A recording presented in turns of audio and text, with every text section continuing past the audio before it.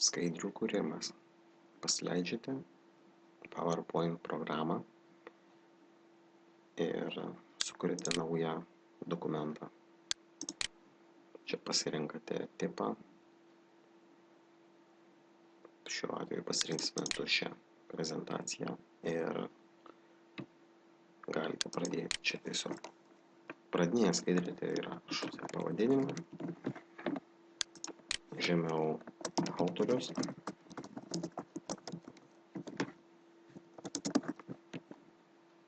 ir taip kuriate skaidrės.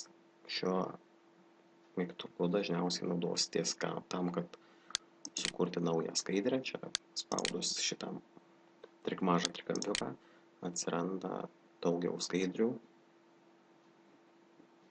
ir skirtingi tipai. Tarkim, čia yra titulinė skaidrė. Čia galite pasirinkti dviejų tipų, ne dviejų tipų, tiesiog dviejų lentelių skaidrė, tiesiog skaidrė numeris 1. Čia galite įdėti kokį nors tekstą. Čia galite tiesiog ar tai įdėti, ar tai diagramą, ar tai lentelę, ar tai paveiksliuką, tiesiog pagal pasirinkimą. Galite keisti išmatavimus, aišku, taip pat galite keisti efektus.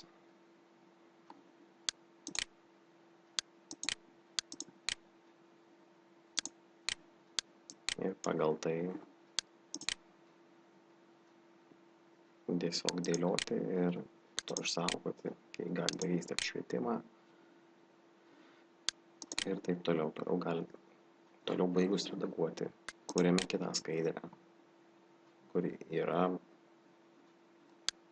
tiesiog pavadinimų skaidrė. Tai irgi pavadinimas skaidrė. Čia daugiau nieko neduoda įkeltą arba tiesiog pavadinimai ir viskas. Aišku, čia galite pasirinkti ką nors iš paišymų meniu. Galite nupiešti, kad ir kokį apskritimą, jeigu norite. Čia, aišku, galite pasirinkti tam tikrus efektus. Padaryti, kad tai atrodytų tikroviškai arba tai būtų lyg 3D objektas. Čia, aišku, galite įterpti į vidų. Galite įrašyti tam tikrą norimą tekstą ir jau skaidrė pasidaro nebe tuščia. Aišku, įrašius galite redaguoti tekstą, galite padaryti, kad jis eitų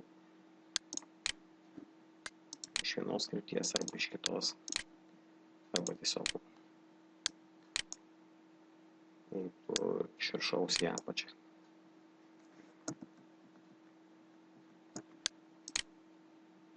Kuriant kitas skaidrės, galite pasirinkti kitą dizainą, paspaudžiant layout meniu ir čia pasirinkant ar tiesiog paveiksliuko skaidrę, ar tai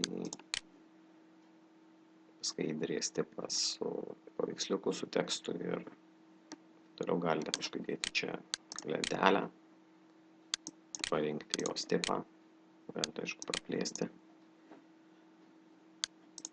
Tada užpildyti duomenimis, tai aišku keisti lentelės apimtis, įdėti, kad tai būtų, kad ją sudarytų daugiau šitų skirsnių ir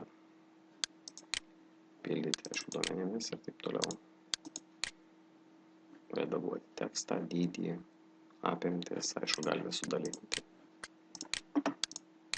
Galite sulieti. Viskas pagal norus.